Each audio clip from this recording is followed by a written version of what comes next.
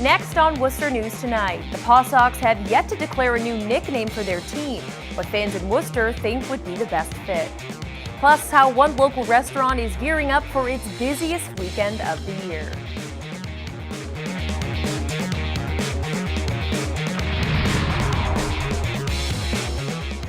Good evening and thank you for joining us. I'm Anna Botari.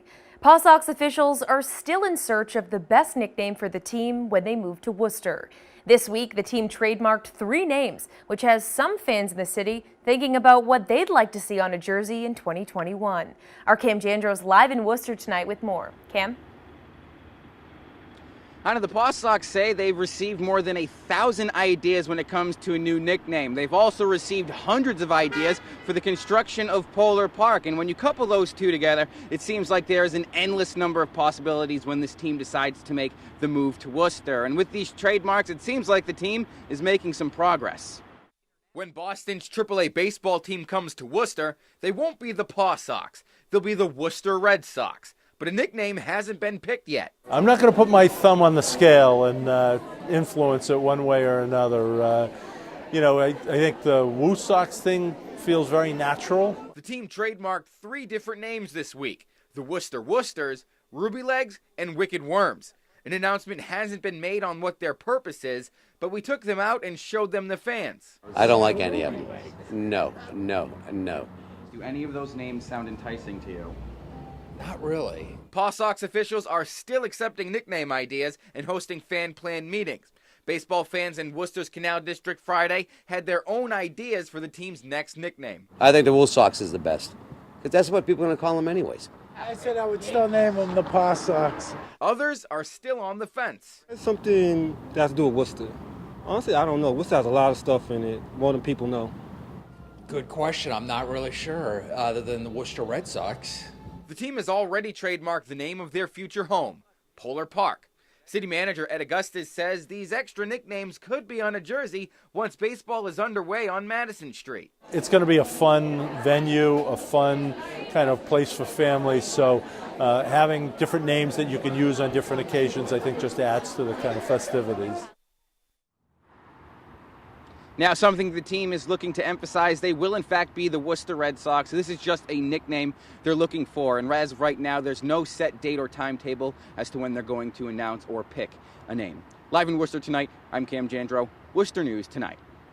UMass Medical School is one step closer to sending a shot preventing Lyme disease to clinical trial.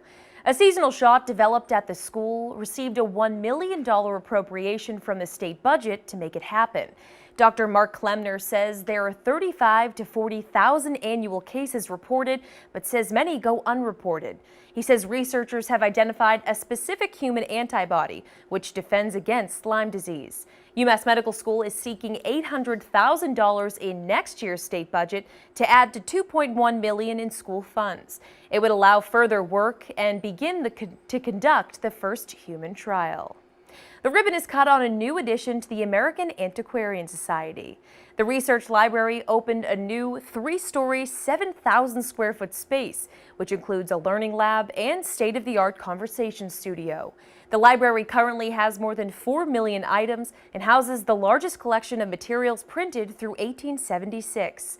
The society says the new addition will allow them to better share history with their visitors. The whole notion of how do we connect with the outside world became very important, not just in terms of visibly to Park Avenue, but to scholars in Berkeley, to those in sort of Florida, Texas, London, wherever. Generations of students and teachers, researchers, collectors, visitors will all be able to share in the bounty that this great organization has to offer. The Society will host an open house tomorrow. Visitors will be able to tour the new space and view parts of the collection. 5 people are recognized tonight at the Safe Homes Gala for their courage and commitment to the LGBTQ community. Worcester Public School teacher Michael Patrick Lyons, one of the honorees, received the Volunteer Award for giving his time to help the youth at Safe Homes.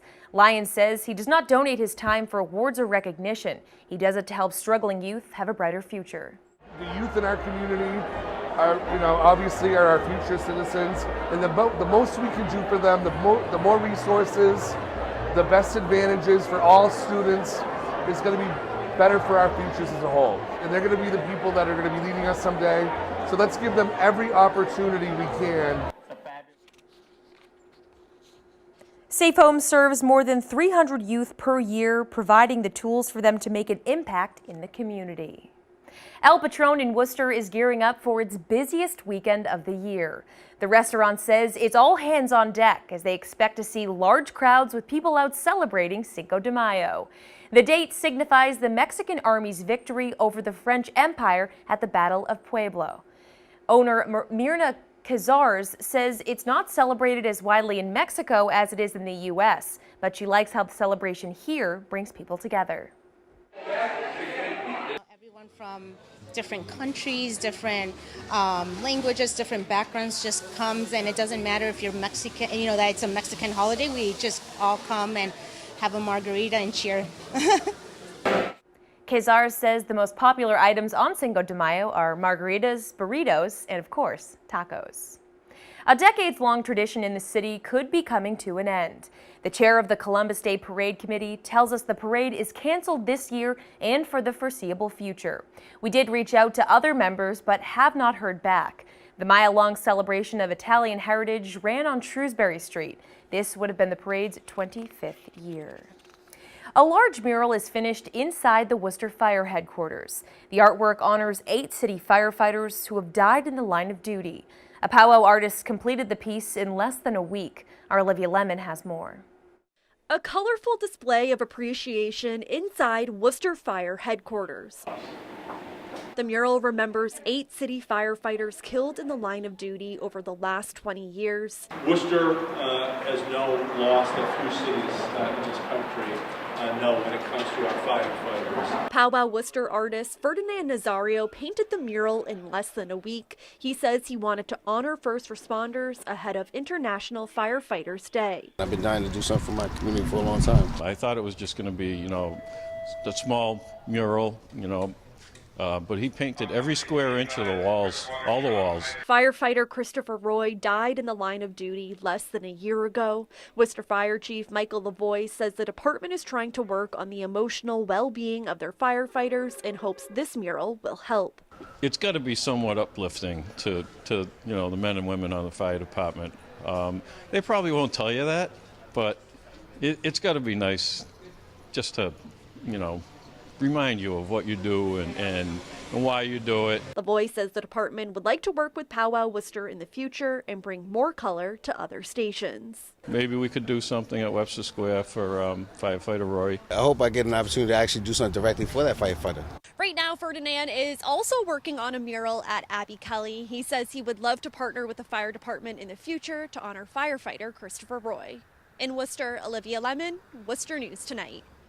A mother and daughter sharing a milestone this weekend. The pair are graduating from Becker College, and their unique connection has helped them get to where they are. Our Rosalind Flaherty has more on their story.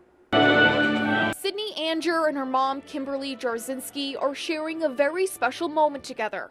Both are graduating from Becker College with the same degree. It wasn't meant to happen like this. Jarzinski says when Anger went off to college, she didn't want to be alone. So she decided to go back to school to get her bachelor's. Anger ended up transferring to Becker halfway through her college career, and they started studying business together. I've always admired her. She's been my role model. She's been a single mom, worked full-time, really hard. I'm just really proud of her.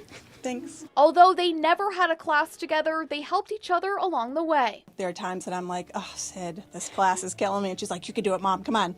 We'd go to Panera or Starbucks and study. She's like, I'll get you coffee. Let's go. Jarzinski says she didn't want to walk at Saturday's commencement because she wanted the day to be about her daughter. But Anger had other ideas. She said, no way, Mom. This is our day. I want you to walk with me. So, like I said, she really is an inspiration to me. Rosalind Flaherty, Worcester News Tonight.